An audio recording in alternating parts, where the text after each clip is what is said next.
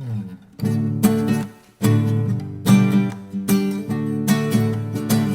festa já começou, nossa vida encontrou um lugar que muda o sonho em esperança e que nos enche de certeza. A festa já começou, nossa vida encontrou um lugar que muda o sonho em esperança e que nos enche de certeza. Ele vibra a luz do sol e mancha o céu azul do arrebol. A alvorada anuncia o esplendor, é o novo dia que já nasceu. A festa já começou, nossa vida encontrou um lugar que muda o sonho em esperança e que nos enche de certeza. Medo, angústia e solidão são da noite e não do dia. Já cansamos da utopia, quem nos move agora é o ideal. A festa já começou, nossa vida encontrou um lugar que muda o sonho em esperança e que nos enche de certeza.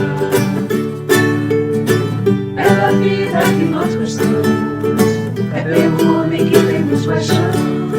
Nosso desejo de liberdade, tudo e todos nos leva a abraçar.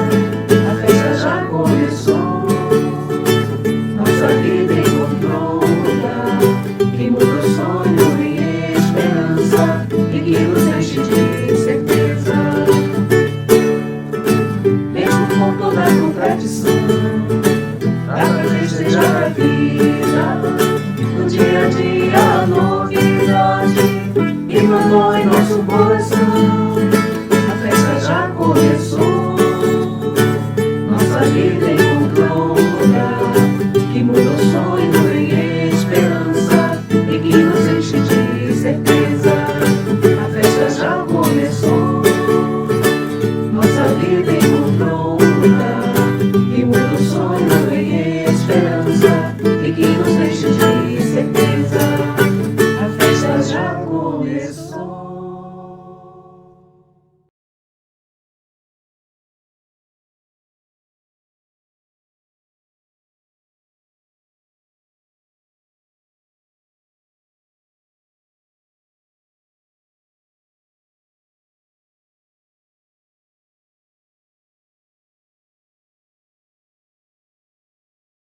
Boa tarde a todos, boa tarde àqueles que estão conosco já desde ontem, e boa tarde e bem-vindos àqueles que estão chegando agora para acompanhar a edição de 2021 do Rio Encontros.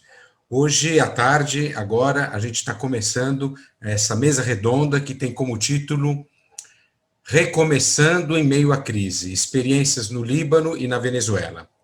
A gente vai ter a ocasião de encontrar e conhecer dois amigos. Primeiro é Roni Rameh, o sobrenome dele era Rameh, o Rio Encontros pede desculpas por em alguns veículos de divulgação ter escrito erroneamente o nome dele. Ele é funcionário da Associação Voluntária de Serviço Internacional, a AVSE, em Beirute, Líbano. Eu o conheci há uns 8 anos atrás, talvez, e há uns 6 anos atrás tive a ocasião de visitá-lo em Beirute, ir na sua casa, conhecer sua família, sua esposa e filhos. É um grande amigo. E além dele, a gente vai conhecer e encontrar novamente o Alejandro Marius, que é um engenheiro empreendedor social, é fundador da Associação Civil Trabajo e Persona em Caracas, Venezuela. A escolha de amigos desses dois lugares é para nos ajudar a entender e viver uma situação muito presente nossa, no meio da grande crise sanitária, mas social e política que nós estamos vivendo. Depois, nunca, eu acho que teríamos imaginado que depois de um ano de pandemia, nós teríamos alcançado o pior momento dela, como é aquele que a gente está atravessando. E por causa disso que a gente convidou esses amigos. Esqueci de dizer, meu nome é Alexandre Ferraro, eu sou médico e professor universitário. Eu começo logo, passando a palavra para esses nossos amigos, que a gente quer encontrar, fazendo algumas perguntas para eles, e vamos começar primeiro pelo Rony Ramech e depois pelo Alejandro. E a primeira coisa que eu tenho curiosidade é o seguinte: a gente lê no jornal e nas mídias sobre a Venezuela, sobre o Líbano. Obviamente, todas as análises dos jornais são muito superficiais e, às vezes, com leituras ideológicas que dificulta a gente compreender o que realmente acontece. Mas, mesmo que fossem grandes análises, elas não nos ajudam a entender qual é a experiência de vida, como é o cotidiano na situação em que vocês estão vivendo. Então, eu queria perguntar exatamente isso. Se vocês poderiam pedir para vocês contarem um pouquinho como é o cotidiano de vocês. Rony.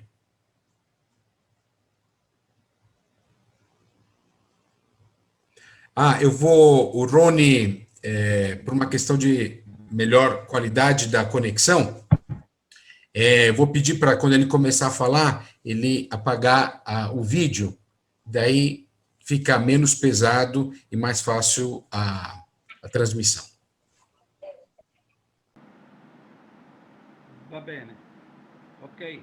Allora tolgo il video. Ok, então eu vou tirar o vídeo. Va bene, si sente meglio adesso? Dá para ouvir melhor agora? Para tradução, Ok, allora. no Zoom, no Interpretation. Ok, allora, sono Rony. Então, eu sou o Rony, sou de Beirute, no Líbano.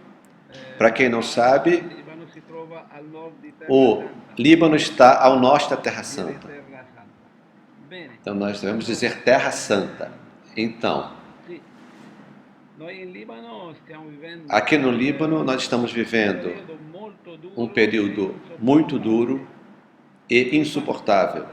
De fato, desde outubro de 2019,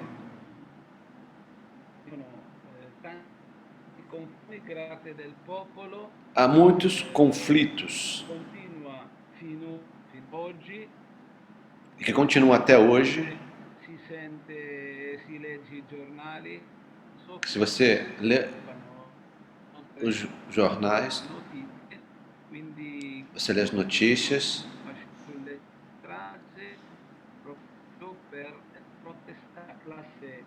porque as pessoas saem às ruas para protestar contra a classe política que está há mais de 30 anos no poder e é muito corrupta. É profundamente corrupta. Há um colapso terrível em nível político, social e econômico. Mais de 60% da população estão abaixo da linha de pobreza. O nosso problema maior, além da epidemia de Covid-19, nós temos um grande problema, um grave problema, que todo o sistema do país está de cabeça para baixo. O sistema político é corrupto, a economia colapsou. Estão dizendo que a nossa moeda perdeu 800% do seu valor. Então, estamos vivendo uma crise nunca vista na minha vida. Eu já tenho quase 60 anos e nunca vi, nem mesmo durante os anos da guerra, uma crise econômica tão grave assim. Ok? Alejandro. Sí, ¿qué tal? Oi, tudo bem? Primeiro eu quero agradecer o convite de estar aqui, para poder estar aqui com vocês hoje. E bom, se tratando de Venezuela, não é que a Venezuela está tão diferente da situação do Líbano. O primeiro que tenho que dizer é que não posso contar A primeira coisa que eu preciso dizer é que eu não posso falar tudo o que eu gostaria de dizer. Não posso contar tudo o que acontece aqui. Então, vou fazer só um pequeno resumo com as coisas que eu acho que são mais importantes para entender toda essa situação. A primeira coisa é que eu, em primeiro lugar, sou um privilegiado e não posso deixar todos os dias de agradecer a Deus por isso, porque eu tenho uma casa, por exemplo, porque eu tenho água, tenho eletricidade, tenho internet, não é à toa que eu estou aqui hoje falando com vocês, posso comer. E se eu fico doente, por exemplo, eu consigo remédios. E isso em Venezuela não é mais óbvio. Não existem hoje números oficiais que confirmem que a pobreza na Venezuela, por exemplo, que antes da pandemia já estava em cerca de 95%. E dizendo em termos de pobreza radical, era mais do que 75%. E também um aspecto que toca o Brasil, que é a crise migratória, que é a maior que já enfrentamos em todo o continente desde a sua existência. É incrível como você pode ver, por exemplo, no norte do Brasil, as pessoas que vêm da Venezuela cruzando a pé a fronteira. E a pergunta é, por que alguém deixa o seu país de uma maneira tão forçada, mesmo sem querer? Porque a Venezuela é um país incrível, é muito bonita. Eu acho que a imigração venezuelana pode ser comparada, por exemplo, com a imigração síria, porque, no fundo, a causa é uma crise profunda humanitária. Em contrapartida, com a Síria, a Venezuela só tem, por exemplo, 10% de todo o fundo que ela recebeu para recuperar o seu país.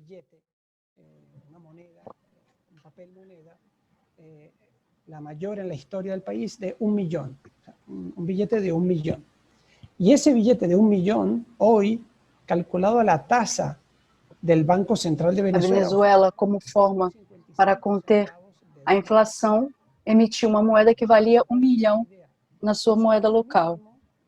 E hoje, isso é mais ou menos, com a inflação corrigida, 55 mil. E hoje isso vale, por exemplo, para vocês entenderem, 1,2 dólares. Então, hoje, por exemplo, com o que a gente tem como salário mínimo, só podemos comprar 1 quilo de arroz.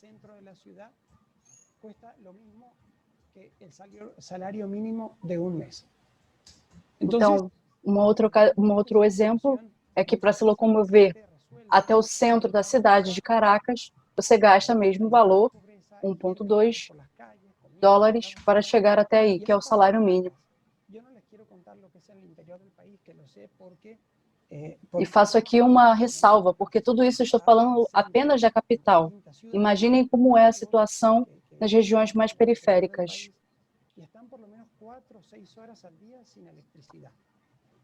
Tem exemplos, por exemplo, tenho exemplos de amigos que estão nessas regiões mais afastadas, que chegam a ficar 5, 6 horas por dia sem eletricidade.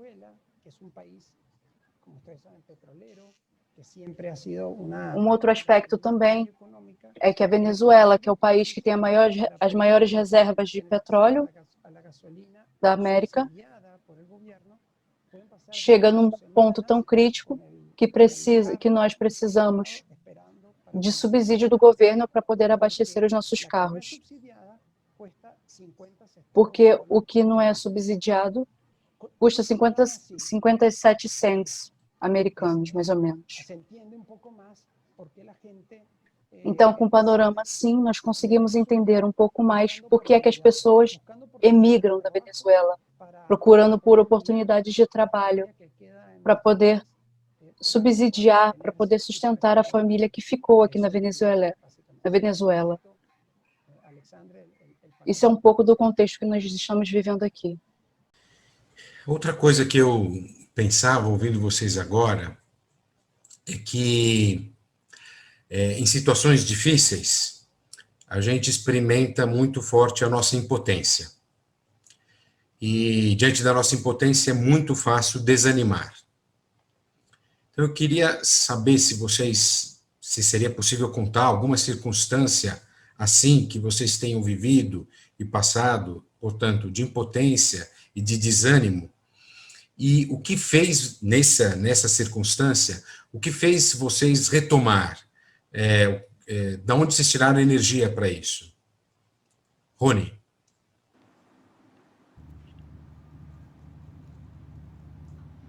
Ecco, lo scoraggiamento è dominante. Então, as pessoas estão desencorajadas. Há muitos anos estamos sofrendo e agora estamos no ápice do sofrimento. De fato, Tanti vi ricordano eu não sei se muitos se lembram que nós tivemos a guerra, a chamada Guerra Civil, em 75.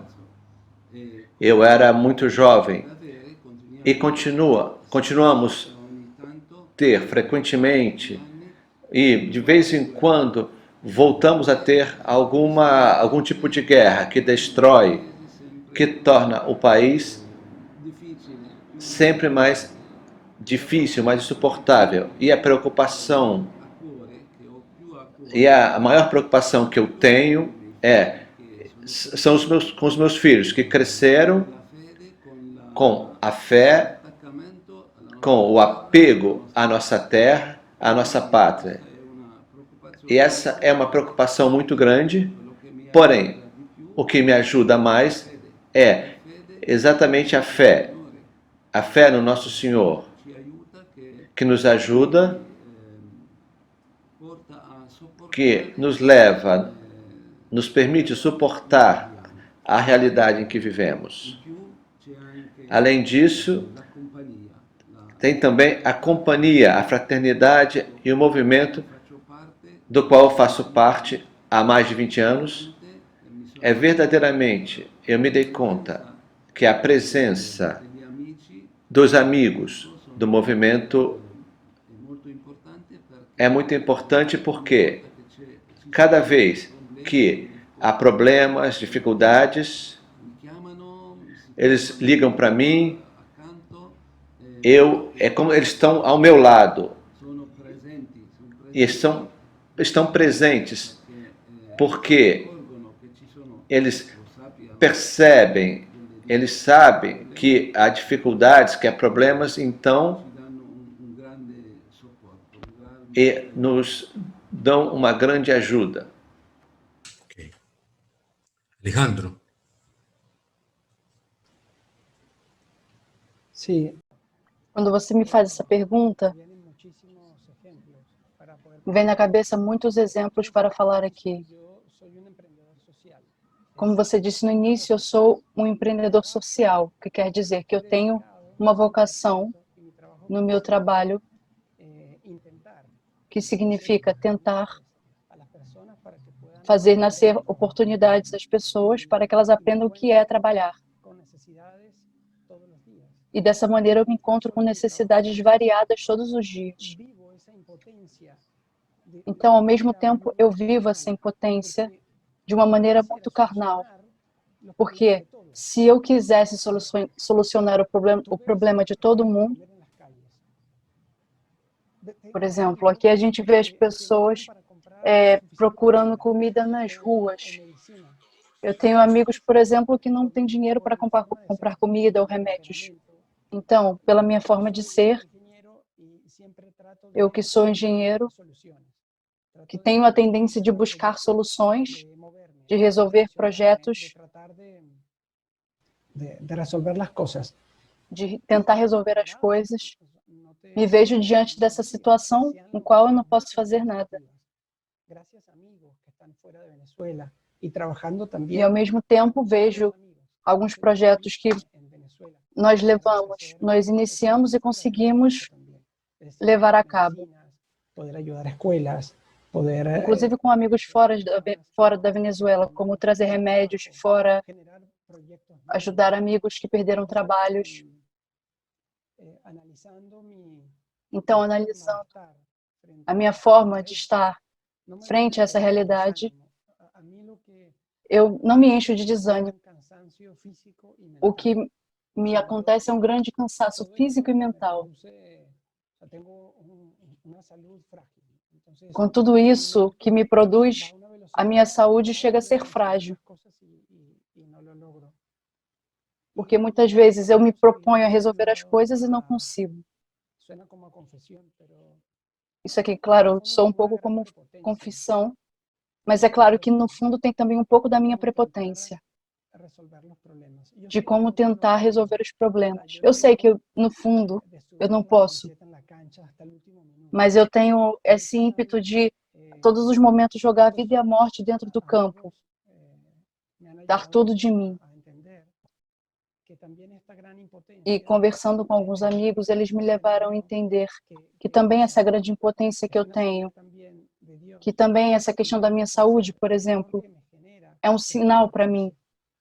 Ou seja, é também a dor que essa impotência me gera. Nem mesmo Jesus, pensemos, com todos os enfermos do seu tempo, ele pôde curar a todos. Então, essa é uma tentação. Eu sempre caio nisso e sempre fico doente.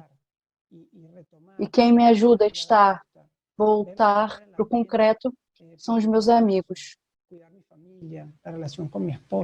E voltar para a minha realidade, que é cuidar da minha família, da minha esposa. Então, a certeza que eu tenho é que nas coisas que eu ainda não vejo, sempre tem a companhia que pode me ajudar. Então, quando tem algo que eu não posso responder, que eu vejo com dor, que eu não consigo responder, tenho a certeza de que a companhia pode me ajudar. Pensando nisso que vocês contam, pensando nesse último ano do Brasil, que foi muito tenso, muitas mortes, em muitos momentos, eu, mais do que um apoio e material para amigos, eu percebi que a maior ajuda era sustentar a esperança das pessoas, né? As pessoas, em algum momento, começam a desanimar, em alguns casos até desesperar. Então, eu queria um pouco ouvir de vocês também isso, né? Que experiência vocês têm de sustentar a esperança das pessoas próximas de vocês? Colegas de trabalho ou familiares ou amigos? Como é isso? Como é fazer companhia para as pessoas? Nós conhecemos muitas famílias de amigos, conhecidos, vizinhos, que estão vivendo verdadeiramente no desespero. Nós buscamos estar próximos a eles, levantar a moral deles e ajudando também muitas vezes de maneira prática. Nós, como povo, especialmente nós cristãos do Líbano, somos corajosos. A realidade e a experiência que vivemos nos tornaram mais capazes de superar dificuldades e ter um pouco mais de solidariedade. Então, graças a Deus, com a oração e com a solidariedade, conseguimos sobreviver apesar de toda a realidade em que vivemos. Esperamos poder resistir ainda ao longo do tempo, ainda mais. Alejandro? Sim, esta pergunta é muito... Sim, essa pergunta que você fez, Alexandre, me parece que é muito importante. Porque me parece que está conectada com o anterior. Por exemplo, quando um amigo te chama, alguém como eu, da minha idade, que te liga, da minha idade que tem filhos, por exemplo, te liga chorando porque não tem dinheiro para dar de comer aos seus filhos. Você entende como é uma dor para uma pessoa adulta, assim te ligar quebrando em choro. Então é por isso que eu acho que está conectado com a pergunta anterior. Porque mais do que ajudar, acredito que muitas vezes é também apelar para essa questão, como dizia a Rony, da solidariedade.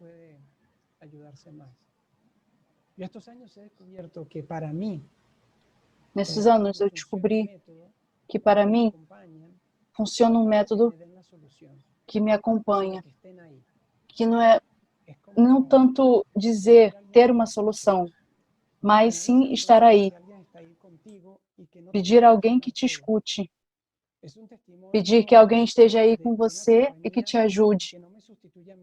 Então, é um testemunho de uma companhia que não substitui a dor. Não é que ela que me dá ânimo, que me dá uma motivação, dizendo, vai lá, força. Eu vejo que a forma como funcionou comigo é de alguém estar presente. Isso não é um testemunho que está baseado numa coerência em termos de valores, porque no final todos somos incoerentes. Mas se trata, sim, de que alguém possa te ligar, chamar por você, que esteja preocupado com você, que sofra com você, que te acompanhe na dor. Isso já é algo libertador por si só. Muitas vezes nós não podemos solucionar os problemas ou é necessário que solucionemos. Mas o que impera aqui é a ideia de que no final é Deus quem está aí. E mais a fundo também tem a questão de que, no fundo, com uma liberdade, haja espaço para que o outro também seja protagonista nessa situação.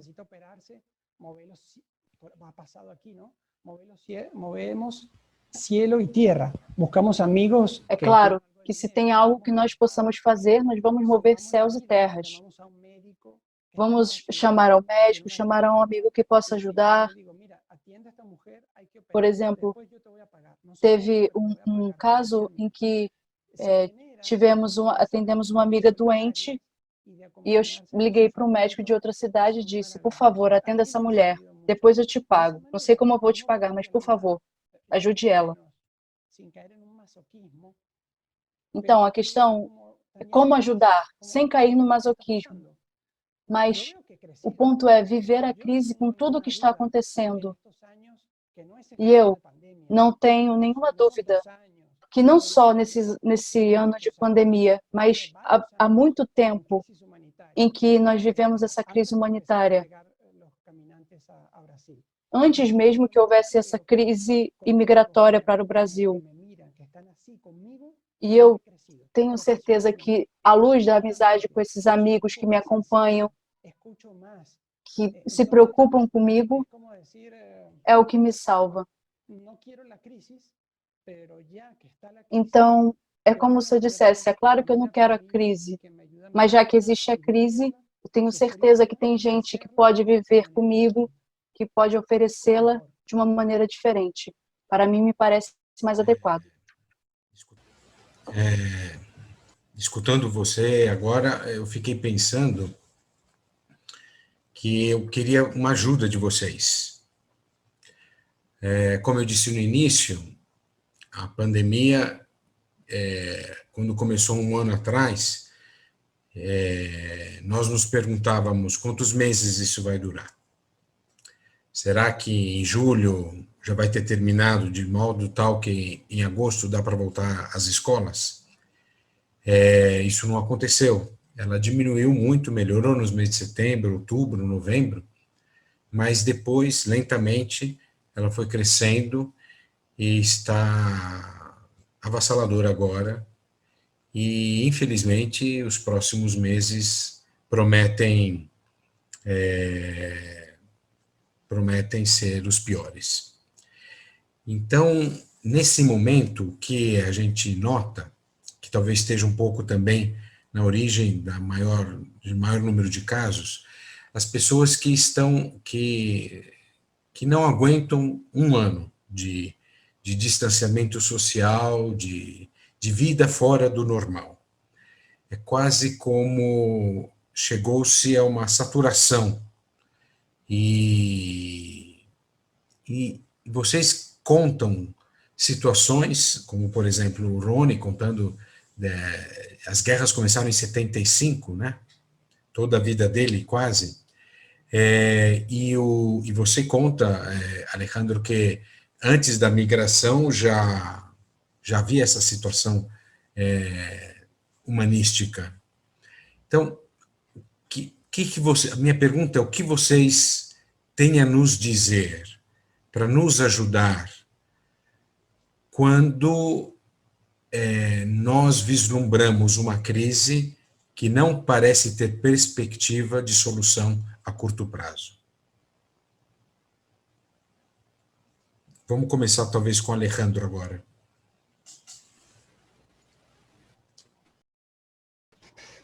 Mira,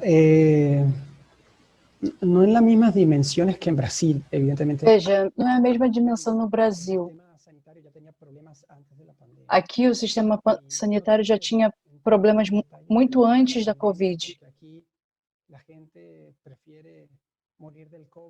E que com a questão da pandemia aqui tem uma outra questão, porque as pessoas preferem morrer de Covid do que de fome.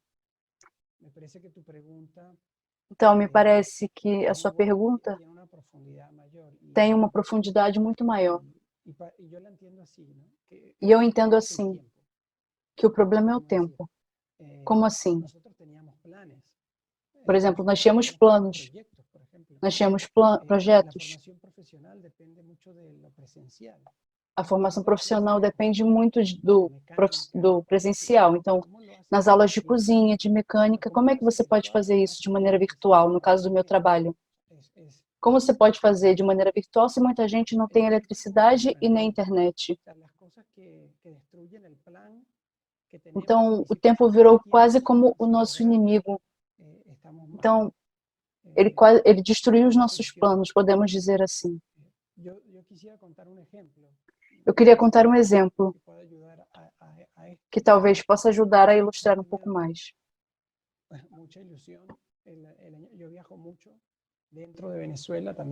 Eu viajo muito para dentro e fora da Venezuela por causa do meu trabalho e eu gosto muito de estar sempre em contato com as pessoas. Então, eu não disse antes, mas sou casado, tenho 4 filhas e agora com a pandemia elas já estão tão cansadas de mim que às vezes elas me dizem: papai, quando você vai viajar de novo? Então, eu tinha muitos projetos iniciados em janeiro, fevereiro, março, que tiveram que ser interrompidos durante a pandemia. E além disso, eu tive problemas de saúde também com a minha família em casa. 2 das minhas filhas, por exemplo, tiveram que ser operadas. E a minha esposa também teve um acidente que requereu operação. E a operação não foi bem, o médico não a operou bem. E tivemos que buscar outro médico para ela voltar a operar. E agora ela ainda não está caminhando. Já fazem 3 meses e ela ainda não caminha. Então, essa é uma situação que nós não queríamos. E, claro, parece, olhando tudo isso, que toda essa situação é muito custosa, já dura muito tempo.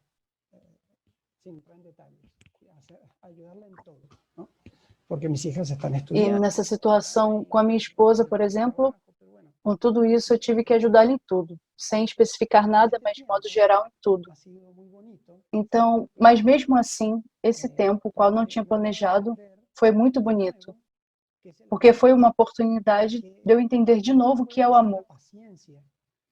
de entender de onde pode nascer a paciência, de onde pode nascer a possibilidade de estar com a minha esposa e cuidá-la de uma maneira que jamais eu tinha feito antes.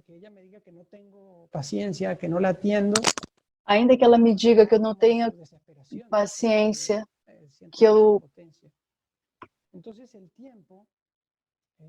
tiempo, lo digo en este ejemplo personal, pero lo digo Então, essa también, questão do tempo, e eu digo olhando para a minha experiência, olho para a minha família e olho também para o meu trabalho. Então, entendi que o tempo, eu descobri pouco a pouco, que não é que ele é o nosso inimigo. O Papa mesmo disse na Evangelii Gaudium. Esses dias eu retomei essa leitura.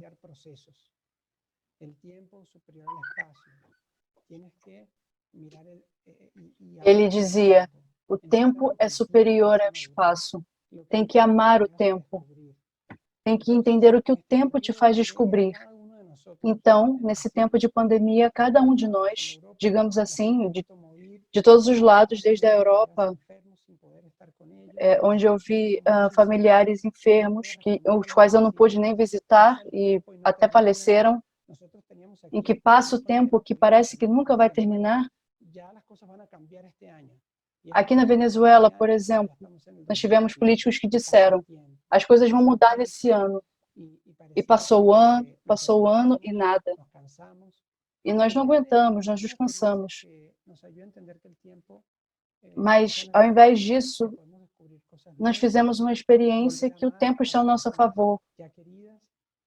Voltar a amar as pessoas que são por nós queridas. Então, essa é a minha experiência, Alexandre. Roni.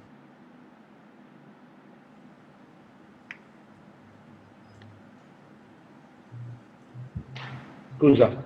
Sì, so che la pandemia continua a colpire Sim, a pandemia continua a cometer o Líbano. Nós temos um problema a mais, que o nosso país é muito pequeno, a população tem entre 4 e 5 milhões de habitantes, temos entre 20 e 25% de cada dia que pegam a Covid-19. E isso piorou muito a nossa situação. Eu também peguei a Covid e padeci por mais de um mês. A presença da minha mulher e dos meus filhos foi muito importante. Mas eu percebi a grande importância da proximidade de muitos amigos que continuavam a ligar para nós,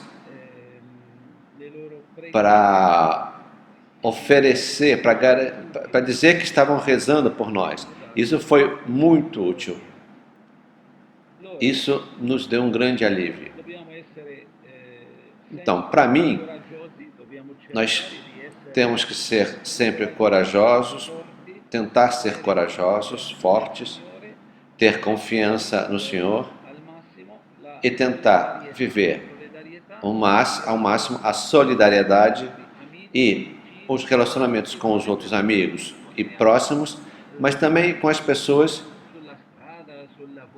que a gente encontra na rua, em qualquer lugar. Nós temos que tentar nos abrir mais para o outro, com qualquer pessoa, porque desse modo o Senhor nos ajuda, o Senhor nos dá também a força para poder viver, tentar viver ao máximo a solidariedade entre nós para superar esse período. Então, a coisa mais importante é o relacionamento. É verdade que há o lockdown e outras coisas, mas tentamos o máximo possível ter contato, pelo menos passando. Antigamente isso era mais comum, agora é menos, com as novas gerações é menos, mas quando a gente se encontra com as pessoas, a gente cumprimenta. Eu estou buscando também ajudar de sublinhar, de chamar a atenção dos meus filhos, dos amigos, para que eles também digam, né, quando encontram alguém na rua: oi, bom dia, como é que você está? Saúde. Também com os colegas, tentar entender mais como a pessoa está, como estão as coisas.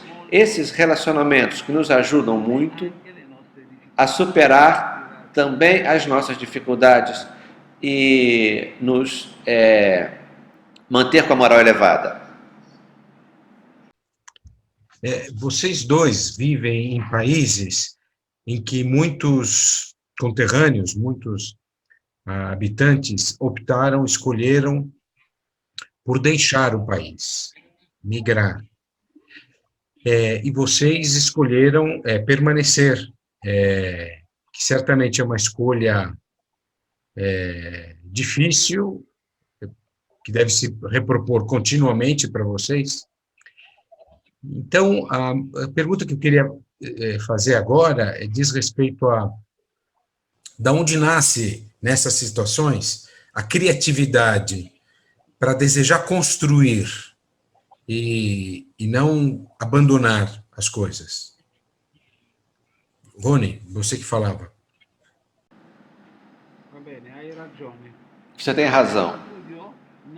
Foi feito um estudo que não tem muito tempo, por uma organização internacional que afirma que 77% dos jovens libaneses entre 18 e 25 anos já fizeram alguma solicitação para emigrar ou de ir para outro país para trabalhar, para estudar, outras coisas. Então, imagina, 77% dos jovens dessa geração, da nossa juventude, tem não só um grande desejo, mas já fez a solicitação para emigrar ou para ir trabalhar em outro lugar. Isso é uma coisa desencorajadora. Porém, graças a Deus, nós continuamos a pensar em resistir. Eu queria contar uma pequena coisa, um detalhe. Em 2006, não sei se vocês ouviram falar do que aconteceu conosco em 2006. Durante um mês e meio, Israel bombardeou todo o Líbano, as pontes, as estradas, sim, por cerca de um mês. Então, grande parte da periferia sul de Beirute foi bombardeada e muita gente fugiu. Quem podia fugir foi embora. Os navios dos países ricos vieram aqui para buscar e levar embora as pessoas. Nós tínhamos um querido amigo que tem uma certa estabilidade. Ele ligava todos os dias. Ele ligava à tarde para saber como a gente estava, como as coisas estavam indo, quais os problemas que a gente tinha, etc. E, de fato, as estradas estavam bloqueadas.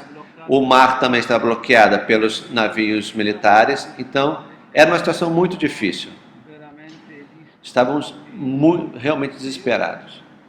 Você dizia que as estradas estavam bloqueadas. As estradas estavam bloqueadas. Todas as pontes no território libanês tinham sido bombardeadas.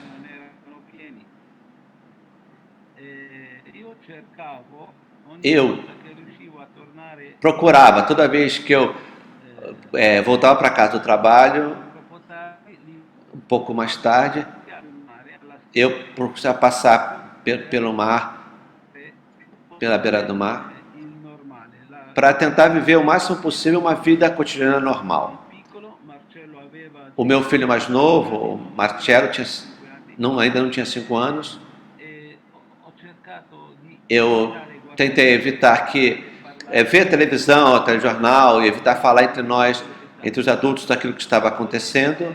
Porém, ele percebeu o que estava acontecendo. E um querido amigo nosso, que ligava todo dia de Roma para nos acompanhar, para saber como estávamos, se estava tudo bem, a um certo momento, ele disse: olhem, eu estou pronto para ajudar vocês, se vocês quiserem vir para a Itália. Porém, você tem que pensar que uma vez que vocês coloquem o pé aqui, vocês não podem mais olhar para trás. E nós dissemos, vamos pensar nisso, vamos ver até onde essa situação, essa guerra vai. E de fato, tantos outros olharam de cara feia para a gente também, os amigos disseram, mas vocês são loucos, vocês têm essa possibilidade de abandonar o inferno que estamos vivendo aqui. E nós dissemos, não, a gente quer pensar melhor. E aí nós pensamos e depois dissemos, não, nós vamos ainda esperar mais um pouco. E depois, graças a Deus, na vigília de Nossa Senhora da Assunção, 15 de agosto, houve o cessar-fogo e nós aí respiramos um pouco mais tranquilos. E assim ficamos aqui. Então, agora, por exemplo, o meu filho, Francesco, que já é engenheiro mecânico, está fazendo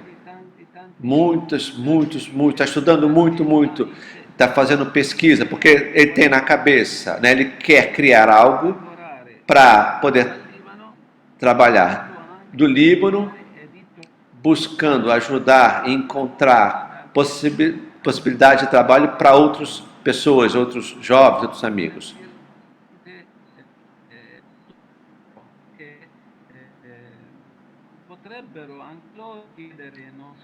Eles poderiam também pensar de ir para outro lugar e começar a levar uma outra vida, começar uma outra possibilidade, ter uma outra possibilidade, que eles vão fazer isso. Agora, o Francesco, por exemplo, foi passar um mês na França, então ele tem a possibilidade de ir embora, mas é ele que diz, não, eu quero permanecer no meu país, na minha terra, e quero tentar fazer alguma coisa. Então você vê que às vezes ele trabalha 15, 16 horas por dia, trabalhando, procurando contatos com pessoas, com muitas pessoas, para tentar fazer alguma coisa. Então nós agradecemos ao Senhor, nós temos a fé, a confiança, a companhia e essas coisas. Isso é uma grande graça, tudo isso. Alejandro. Sí, este tema que hablaba Ronnie, para nosotros, Esse tema que o Rony falou, es muy importante. De hecho, para nós é muito importante, era como porque durante muito tempo de decir, era um jeito quedarse en Venezuela para muito radical De hecho, yo dizer que a gente queria ficar na Venezuela para construir no país, nesse país. Eu, por exemplo, não sou venezuelano nascido aqui. Eu sou uruguaio de nascença e tenho dupla cidadania italiana. Então, eu, durante muito tempo, tive um trabalho internacional e ficava aqui. E surgiu, então, também essa pergunta, que eu não queria que fosse respondida de uma maneira automática. E a minha postura foi ajudar aqueles que queriam sair daqui e também entender aqueles que queriam ficar aqui. Cada um faz um caminho pessoal para entender as suas causas de ficar ou de sair. E vocês fizeram uma pergunta interessante. De onde nasce a criatividade para construir obras como num período como esse? Normalmente as pessoas acham que a criatividade nasce de alguém que é genial, de alguém que tem boas ideias, que é muito inteligente, que consegue fazer propostas que sejam inteligentes. Mas, na minha experiência, o que eu vejo é que a criatividade também é usada para construir obras, como no meu caso em trabalho e persona, trabalho e pessoa. E isso só é possível porque eu tenho amigos que me ajudam a ver a realidade como uma graça, como um dom. Então, tudo o que acontece vira quase como um insumo, como uma matéria-prima. Para ilustrar, eu vou dar alguns exemplos.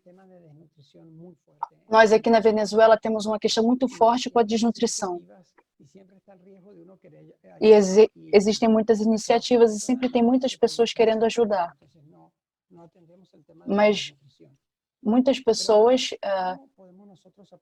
nós não fazemos assistência a essas pessoas, mas nós pensamos ao mesmo tempo como nós podemos ajudá-las.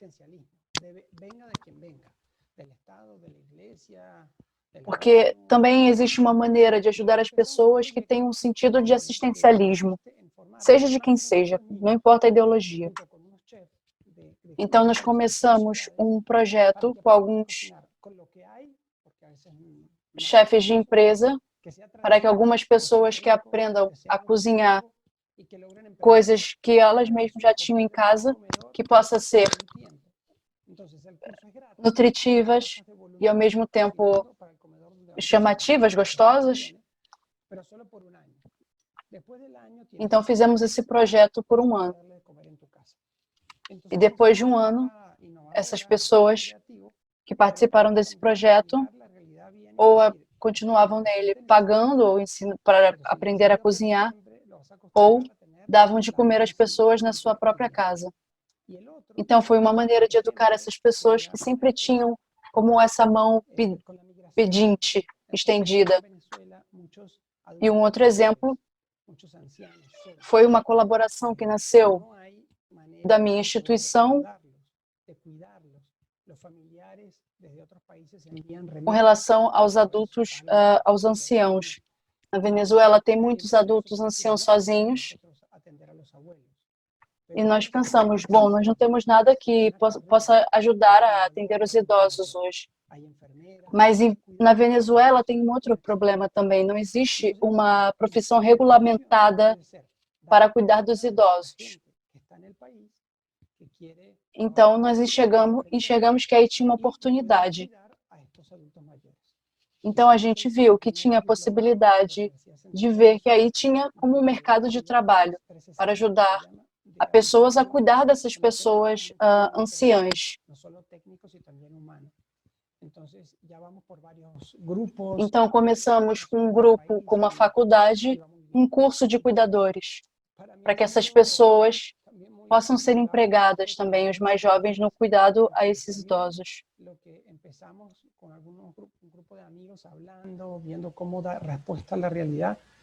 Então, olhando agora todas essas coisas que nós fizemos, eu penso, veja o que nós fizemos quando juntos, que nasceu a partir de um grupo de amigos.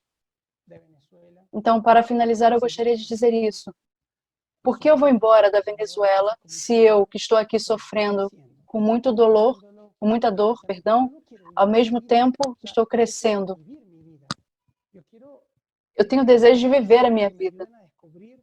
Eu quero estar num caminho que me ajude a descobrir o que é que Deus quer de mim, o que é a minha obra. E aqui eu tenho uma possibilidade de tentar dar uma resposta a isso. Então, eu acredito que o grande desafio que cada um de nós tenha, aonde viva, como viva, é entender a vocação. Entender o que é que Deus te chama. E assim, a partir desse olhar, é que surge a criatividade de poder construir obras ou coisas assim. Amigos, eu estou muito impressionado por esse encontro. Foi diferente do que eu pensava. Foi um encontro com a vida de vocês, o testemunho de vocês, que faz me sentir pequeno, né? Sei que vocês não são super-homens, não é isso que eu estou dizendo, mas o que me faz me sentir pequeno é diante da grande vocação, para usar essa palavra final que o Alejandro usou, da grande vocação, da grande tarefa que vocês entenderam que Deus deu à vida de vocês, e vocês disseram livremente sim, quando poderiam ter feito outra escolha, desejosos de construir o povo de vocês. Enquanto eu ouvia vocês, eu pensava, mas qual é o fundamento disso? Não é, como você mesmo disse, Alejandro, não é uma força de vontade. Não é que vocês têm mais força de vontade. Repetidamente vocês dois disseram, mas o Rony insistiu muito, a minha fé e a minha confiança em Deus. Mesma coisa o Alejandro ao dizer dos amigos que ajudam a viver o sentido da fé e da vida como vocação. Eu pensava então que só é possível, no meio da crise, recomeçar, não por um futuro possível, que pode acontecer ou não, porque a situação dura que nós estamos vivendo pode melhorar em alguns meses, pode durar anos. É possível recomeçar na crise quando já hoje eu tenho motivos que me sustentam. Eu já tenho algo que me dá energia e me faz poder recomeçar. Me faz poder apostar em relações solidárias. Isso, para mim, é uma frase que o Rony comentou e que mexeu muito comigo, porque eu acho que a grande necessidade do nosso país hoje, no Brasil, é encontrar pessoas que reconstruam a esperança e reconstruam relações solidárias. Eu acho que essa é a grande ferida que nós estamos vivendo. E eu agradeço enormemente o testemunho que vocês nos deram como possibilidade de viver a vida como vocação e construção dessa solidariedade. Queria agradecer enormemente a vocês dois aceitarem o convite e passar agora a palavra para o Carlos. Então, pessoal, eu agradeço a participação de todos. Na quinta-feira, nós estamos preparando o reencontro e a Patrícia Molina falou que quem faz evento tem imprevistos. Nós quisemos arriscar esse encontro online, mesmo sabendo que poderíamos ter problemas com a conexão. Mas nós conseguimos ouvir bastante com as interrupções. Eu agradeço demais a ele, ao Alejandro e à condução do Alexandre, foram excepcionais. Muito obrigado. Gostaria de lembrar que hoje à noite teremos um concerto com o pianista Marcelo Cesena, um pianista brasileiro, atualmente radicado na Itália. O concerto se chama É Bonito Viver. Marcelo Cesena é um pianista premiado nos Estados Unidos, autor de várias trilhas sonoras de filmes independentes. Esse concerto ele vai ser só pelo YouTube e vai estar disponível às 20 horas. Nós pensamos também que seria interessante ter um momento em que a gente pudesse conversar livremente, né? Um momento de socialização, digamos assim. Então, por isso, nós vamos abrir amanhã, às 15h30, uma reunião de Zoom, que vai ser o Café Reencontros. Para quem quiser se conectar, para os participantes, né, para quem está assistindo, possa também mostrar o rosto, para que a gente possa compartilhar como está sendo a experiência desses dias. O link para essa sala vai estar disponível no site do Rio Encontros mais tarde e também no Instagram do Rio Encontros Oficial. Ok? Então é isso. Boa noite a todos. Um grande abraço. A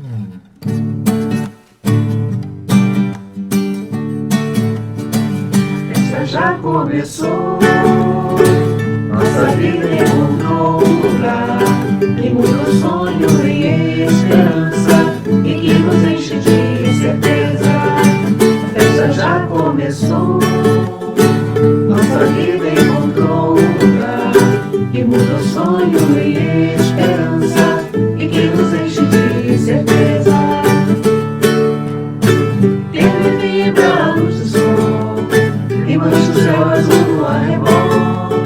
A alvorada anuncia esplendor, é o novo dia que já nasceu. A festa já começou, nossa vida encontrou um lugar que muda o sonho em esperança e que nos enche de certeza. Medo, angústia e solidão são a noite e não o dia. Já cansamos da utopia, quem nos move agora é o ideal.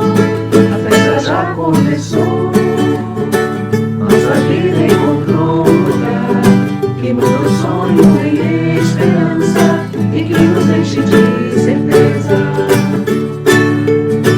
Pela vida que nós gostamos, é pelo homem que temos paixão. Nosso desejo de liberdade, tudo e todos nos leva a abraçar.